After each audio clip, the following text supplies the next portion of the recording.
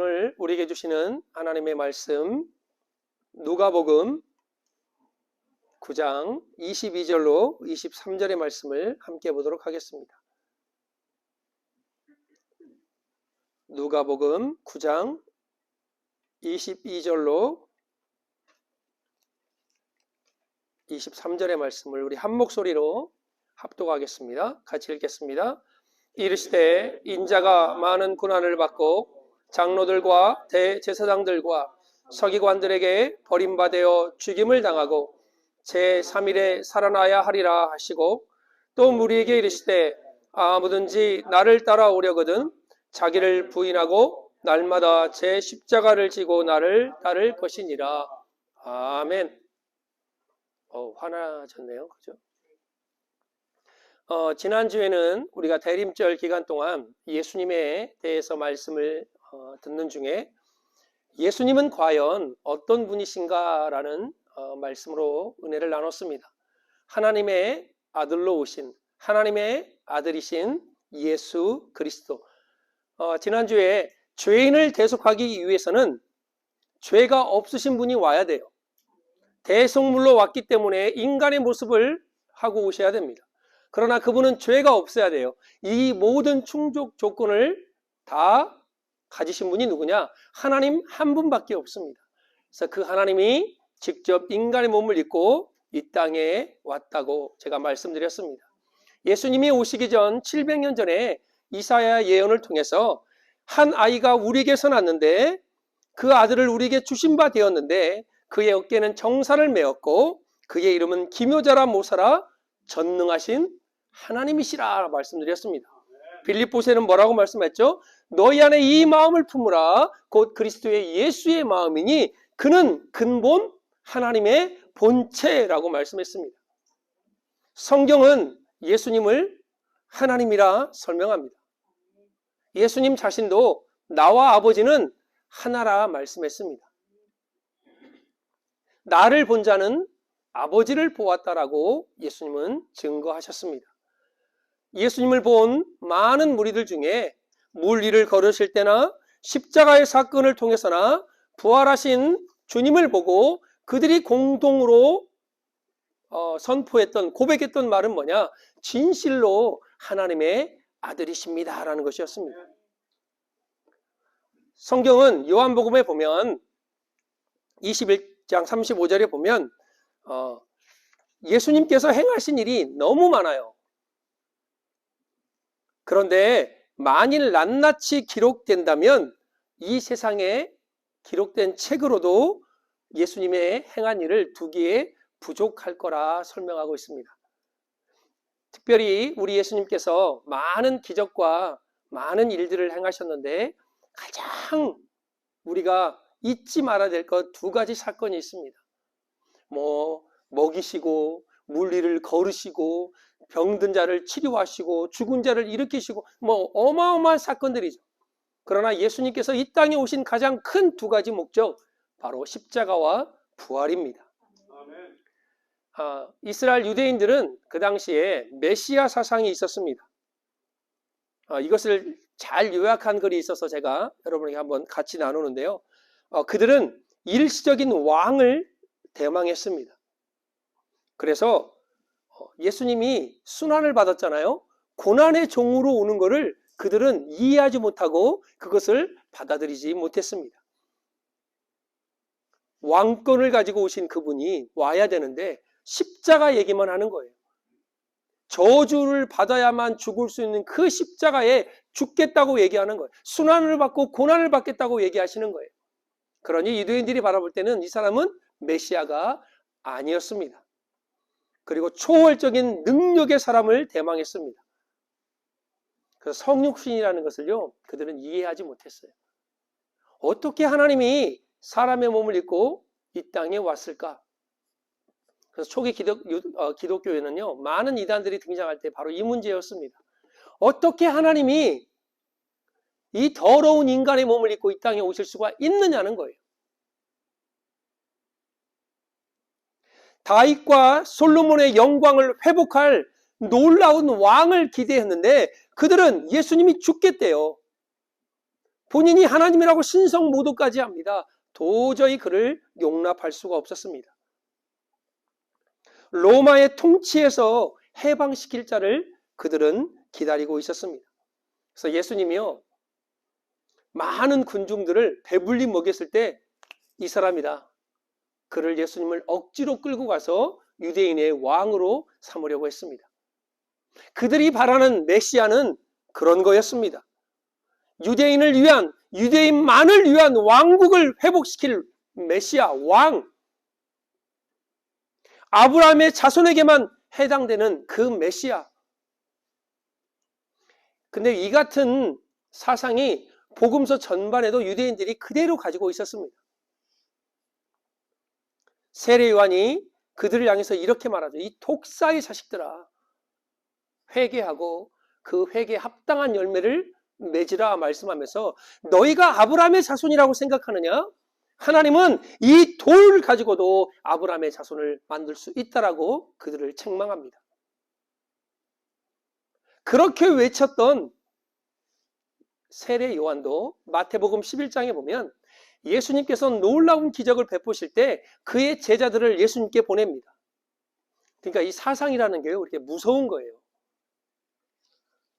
그 정치범, 정치적인 사상범들은 이게 바꾸기가 힘들다네요. 그래서 한번 공산주의가 들어가면 아무리 그를 바꾸려고 해도 30년, 40년, 50년이 지나도 그 사상은 바뀌지가 않는데요. 그래서 사상교육이 그렇게 무서운 거예요. 어렸을 때부터 김일성, 김정일이 아버지잖아요. 영존하시는 아버지, 위대한 수령님, 그렇게 자란 아이들 머릿속에 수십 년이 지나도 그 사상은 바뀌지 않는답니다. 유대인들이 갖고 있던 이 메시아 사상 또한 마찬가지예요. 유대인만을 위한 다윗과 솔로몬의 그 영광을 회복시킬 그 왕, 로마의 압제에서 우리를 구원할 왕, 초월적인 분이 오셔야 되는 그 사상이 유대인들 머릿속에는 어렸을 때부터 그 사상이 박혀 있다는 것입니다. 근데요, 세례 요한도요, 유대인이잖아요. 예수님의 놀라운 기적을 베푸는 그 사건 속에서 세례 요한도 엄청난 사역자였지만 그 사상에서 어느 정도는 벗어나지 못한 것 같아요. 우리 가끔 우리 예수 믿고, 우리 장로님 예수 믿은 지 얼마나 오래되셨습니까? 우리 어머니도 예수 믿은 지 참 오래됐거든요. 그런데도 우리 어머니 그 불교적인, 어렸을 때부터 자라온 그 불교의 사상에서요, 완전히 해방되지는 않은 것 같아요. 빨간 펜으로 글씨 못 쓰게 하고요, 숟가락 덮어놓으면 그냥 사정없이 뭐라고 하고요, 밥 먹다가 접시 포개놓으면 야 이놈의 새끼야, 난리요. 내가 문지방을 밟기만 하면 막 뭐라고 했어요.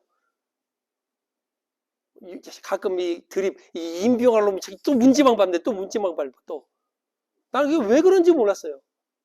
다리 막 떨고 있으면 막 때리면서 복달아난다. 그게 다 뭐냐, 우리가 살고 있던 과거의 유교적인 불교적인 사상이 우리 어렸을 때부터 머릿속에 자리 잡고 있는 거예요. 어른이 되고 예수 믿고 우리가 그리스도로 인하여 구원받고 하나님의 자녀가 되었는데도 불구하고 그 사상이 남아있는 거예요. 세례 요한이 제자들을 예수님께 보냅니다. 그리고 뭐라고 말을 하냐면 마태복음 11장 3절에 보면, 예수께 여짜오되 오실 그이가 당신입니까? 우리가 다른 사람을 기다리오리까? 메시아 사상을 갖고 있던 그가 예수님의 놀라운 기적을 보고 예수님 제자들을 보내서 묻는 거예요. 우리가 기다리던 분이 당신입니까? 아니면 우리가 다른 사람을 기다려야 됩니까? 그때 예수님이요, 이렇게 심플하게 대답하면 되잖아요. 나 맞다, 너희가 기다리는 사람이 나야 라고 심플하게 대답하면 되잖아요. 아니면 아니다, 나 아니니까 더 기다려라 라고 둘 중 하나, 맞다 아니다. 예수님은 마태복음 5장 11장 5절에 보면요, 이런 말씀을 하세요. 맹인이 보며 뜬금없이, 못 걷는 사람이 걸으며, 나병 환자가 깨끗함을 받으며, 못 듣는 자가 들으며, 죽은 자가 살아나며, 가난한 자에게 복음이 전파된다 하여라. 맞다 아니다가 아니라 맹인이, 못 듣는 자가, 나병한 자가, 죽은 자가, 가난한 자에게 복음이 전파된다? 세례 요한이요, 바로 캐치합니다. 왜? 이사야 35장 5절에 예언된 말씀이니까. 그때 맹인의 눈이 밝을 것이며 못 듣는 사람의 귀가 열릴 것이며 그때 저는 자는 사슴같이 뛸 것이며 말 못하는 자는 헤어는 노래하리니 이는 광야에서 물이 솟겠고 사막에서 시내가 흐를 것입니다. 예수님은요, 자기가 맞다라고 말하는 그 근거를 어디에 두고 계시냐? 성경에, 하나님의 말씀에 두고 계신 거예요. 그냥 이유 없이 내가 메시아야 라고 말하지 않습니다. 너희가 고백하는 그리스도야 라고 말하지 않고 성경에 예언했던 그 사람, 그 메시아가 바로 나다라는 증거를 하나님의 말씀을 통하여 그 증거를 말씀하고 있습니다. 메시아로 오신 예수님이 우리에게 주신 가장 큰 선물은 뭐냐? 바로 십자가와 부활의 사건입니다. 십자가를 통해서 우리 집사님 금방 기도 중에 이런 처음에 말씀 구절, 인자에 온 것은 섬김을 받으려 함을 아니라고 말씀합니다. 자기 목숨을 많은 사람들을 위하여 대속물로 주려 왔다라고 성경은 기록하고 있습니다. 예수님은요, 십자가를 통해서 우리를 위해 대신 죽으셨습니다. 이사야 53장 6절에 보면 우리는 다 양 같아서 그릇 행하여 각기 제 길로 갔거늘 여호와께서는 우리 모든 무리의 죄악을 그에게 담당시키셨도다. 원어에 보면요, 제 길로 갔거늘 이 말이요, 제멋대로 놀아났다는 말이래요. 길을 잃고 흩어졌으나 내 마음대로 내 멋대로 사는 우리를, 하나님도 모르던 우리를 하나님께서 우리의 모든 죄악을 예수님께 담당시키셨다 말합니다. 여러분, 십자가는요, 예수님이 나를 위해 대신 죽으신 놀라운 선물입니다. 로마서 5장 8절에 보면 우리가 아직 죄인 되었을 때 그리스도께서 우리를 위하여 죽으심으로 하나님께서 우리에 대한 자기의 사랑을 확증하셨다라고 말합니다. 자녀들을 너는 내 자녀야 라고 말할 수도 있지만 그냥 확 껴안으면서 그냥 볼에 뽀뽀를 쭉 하면서 아우 사랑스러운 내 딸, 오 사랑스러운 내 아들. 하나님이요, 그리스도께서 우리가 아직 죄인이었을 때 그냥 하나님 없이 그냥 죄인으로 살아갈 그때 하나님께서 우리를 그리스도를 대신 죽게 하심으로 하나님이 우리에 대한 하나님의 사랑을 확증하셨다라고 성경은 말씀하고 있습니다. 십자가는요, 또 하나 예수님께서 우리를 위하여 대신 가난해지는 그런 사건입니다. 고린도후서 8장 9절에 보면 우리 주 예수 그리스도의 은혜를 너희가 알거니와 부요하신 이로써 너희를 위하여 가난하게 되심은 그의 가난함을 말미암아 너희로 부요하게 하려 하십니다. 천지의 모든 것이 우리 하나님께 아닙니까? 근데 그분이요, 가난하게 되신 이유가 있대요. 그 이유는 우리를 부요케 하시려고. 여러분, 가끔 우리는 그럼 우리는 이제 부자가 되겠네요. 예수님의 가난하심을 통하여 우리를 부요케 하셨잖아요. 그럼 우리는 이제부터 부자가 되겠네요. 맞습니다. 우리는 부자가 돼야 돼요. 그런데 사람들은 부자가 되세요 그러면 팍 생각할 때 항상 요거를 생각합니다. 요거를. 이거는요, 맨 나중 거예요. 그분이 찢기고 매맞고 피 흘리신 이유가 그게 가난하게 되심이거든요. 그의 가난하심이 우리를 부요케 하심이라 말씀합니다, 성경은. 그런데 진정한 부요가 뭡니까? 그 찢기고 맞고 피 흘리신 그 은혜가 우리에게 왔을 때 우리의 영혼이 부요하게 되는 거예요. 우리의 마음이 부요하게 되는 거예요. 우리의 삶이 부요하게 되는 거예요. 물질은요, 나중에 하나님이 주시면 받는 거고 주시지 않으면 그냥 그 모습 그대로 살아가면 되는 거예요. 가끔 우리 카톡방에 자연을 올리는 분들이 있습니다. 사진 찍어서 올리고 오늘 어제 끈게 우리 아내가 이것 좀 보라고 해서 봤더니 권사님이 주신 군잘 안에 꽃이 폈어요. 그런데 그 조그만한 곳에 그냥 바로 땅 밑에서 꽃이 2개가 폈는데, 이야, 너 정말 이쁘다. 제가 사진을 찍어놨습니다. 어떻게 이 자연이 얼마나 신비롭습니까? 가끔 공원에 사진 찍고 자연을 보면서 거닐면서 글을 올리는 분들을 보면 그게 마음이 부유한 사람들의 특징입니다. 삶이 지금 현재 경제가 무슨 뭐 건강상의 문제가 아니고 내가 자연을 보며 하나님을 느낄 수 있다는 것, 작은 꽃 하나를 보고도 하나님을 느낄 수 있다는 것, 그게 부유한 사람들의 특징인 것입니다. 예수님은 우리를 위해서 가난하게 되셨습니다. 십자가는 그런 사건입니다. 그러나 더 중요한 것은 그 가난함을 통해서 우리에게 부유함을 주시기 위함입니다. 십자가는요, 바로 우리의 아픔과 저주를 대신한 하나님의 사랑이 그 안에 묻어 있습니다. 이사야 53장 5절에 보면 그가 찔림은 우리의 허물 때문이요, 그가 상함은 우리의 죄악 때문이라. 그가 징계를 받음으로 우리가 평화를 누리고 그가 채찍에 맞음으로 우리가 나음을 입었도다. 그분이 왜 징계를 받았습니까? 왜 채찍에 맞았습니까? 우리에게 평화를 주시려고, 우리에게 나음을 주시려고 바로 주님께서 십자가를 지신 것입니다. 이 십자가를 통해서 하나님은 우리에게 주시고자 하는 은혜가 있습니다.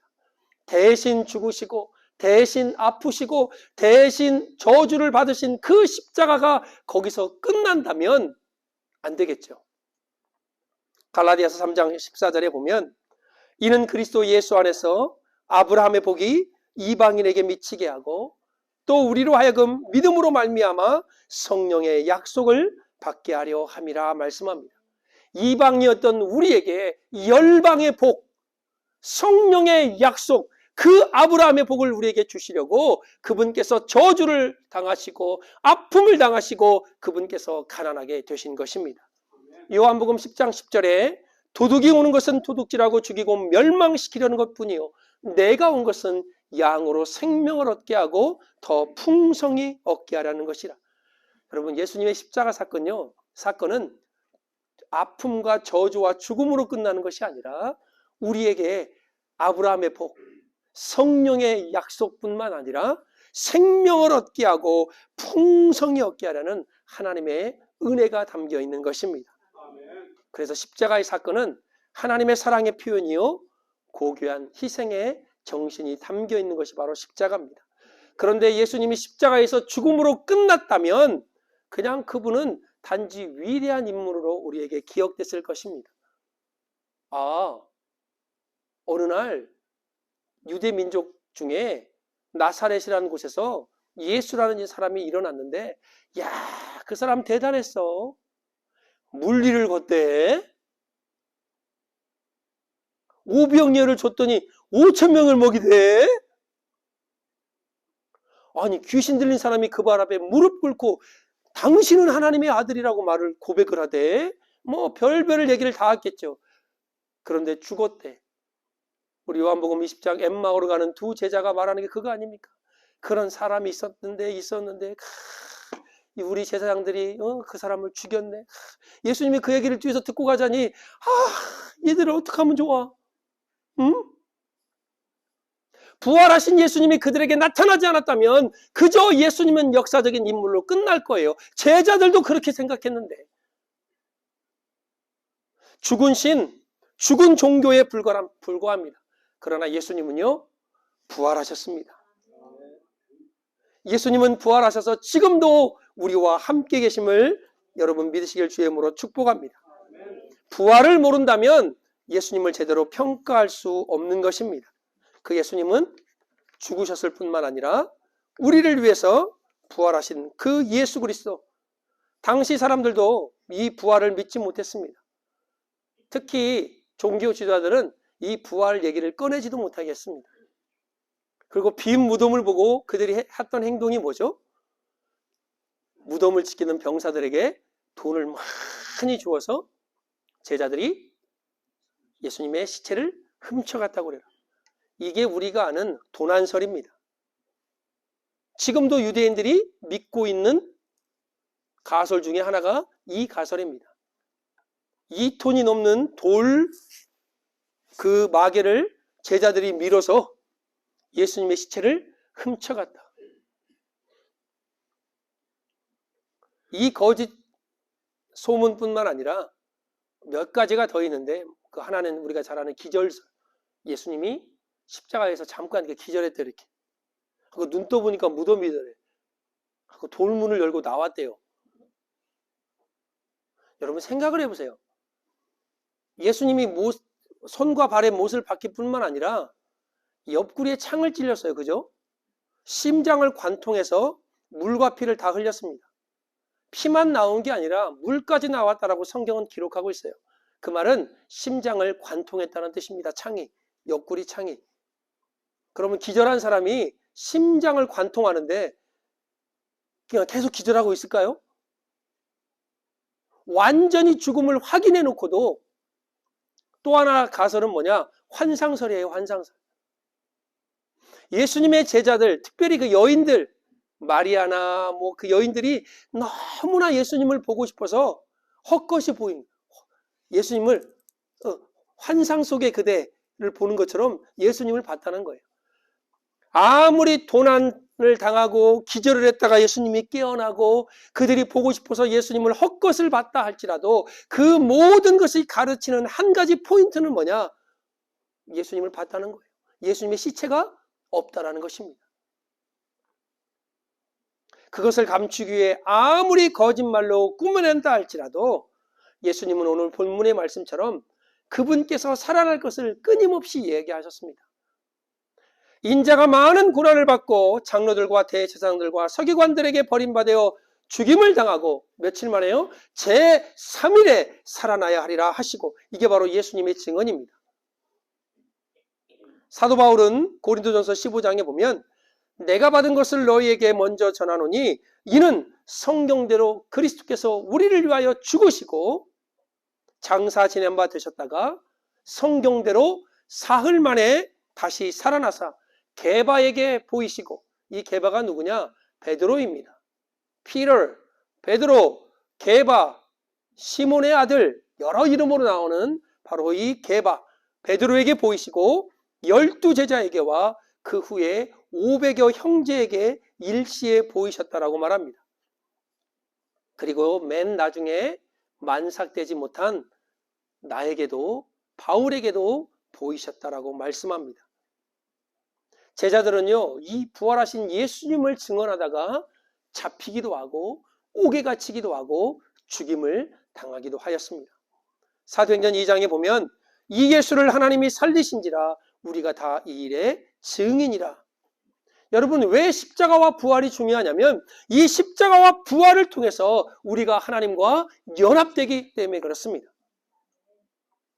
로마서 6장에 보면 죽으심과 합하여 세례를 받음으로 장사되었다가 바로 부활을 통해서 그의 죽으심과 같은 모습으로 부활을 통하여 같은 모양과 모습으로 연합하게 된다라고 로마서는 우리에게 말씀하고 있습니다. 그래서 이 십자가와 부활은요, 우리가 대림절 기간 동안 우리 주님을 바라볼 때 계속 묵상하고 생각해야 될 아주 중요한 핵심 단어입니다. 우리가 다음 주면 크리스마스 절기를 보냅니다. 그 예수님을 우리가 바라보는 이유가 무엇일까요? 아기 예수님으로 이 땅에 오셨지만 그분은 죽기 위해서 이 땅에 오셨습니다. 어느 누가 죽기 위해서 이 땅에 온 사람이 어디 있겠습니까? 그러나 죽음이 죽음으로 끝나는 것이 아니라 부활을 통하여, 십자가와 부활을 통하여 하나님과 연합될 뿐만 아니라 그런즉 누구든지 그리스도 예수 안에 있으면 새로운 피조물이라. 이전 것은 지나갔으니 보라 새 것이 되었다. 고린도후서 5장 17절 말씀입니다. 여러분과 저희는요 새 것입니다. 사투리로 새삥, 험빙이 아니라 새삥이에요. 새삥. 예수 안에서 십자가와 부활을 통하여 하나님과 연합된 우리는 이전 것은 지나갔으니 보라 새 것이 된 하나님의 놀라운 은혜가 있는 사람들입니다. 요한일서 5장에 보면 아들이 있는 자에게는 생명이 있고 아들이 없는 자에게는, 하나님의 아들이 없는 자에게는 생명이 없다. 여러분 생명 있는 사람들입니까? 아멘. 왜? 하나님의 아들 예수가 내 안에 계시면 나는 생명이 있는 사람들입니다. 십자가와 부활의 사건은 역사적인 사건일 뿐만 아니라 지금도 우리가 살아가는 우리 믿음의 신앙의 근간인 것입니다. 고린도전서 15장에 보면 예수님이 다시 살아난 일이 없다면 우리의 믿음이 헛것이라고 말합니다. 그리고 또 우리가 여전히 죄 가운데 있을 것이라고 말씀합니다. 그리스도 예수 안에 있는 우리가 바라는 것이 다만 이 세상 삶뿐이면 우리가 이 세상에서 가장 불쌍한 사람들이래요. 십자가와 부활이 사실이 아니라 십자가와 부활이 그저 그냥 한 종교에서 믿는 그런 것이라면 저와 여러분들은 이 세상에서 가장 불쌍한 사람들이에요. 하나님의 나라가 없다면, 부활의 은혜가 없다면, 저 천국이 없다면, 영원한 생명이 없다면 여러분과 저같이 불쌍한 사람이 어디 있을까요? 왜 수십 년을 신학을 하고, 왜 주일날 좋은 데도 못 놀러 가고, 황금 같은 주말을 놀지 못하고,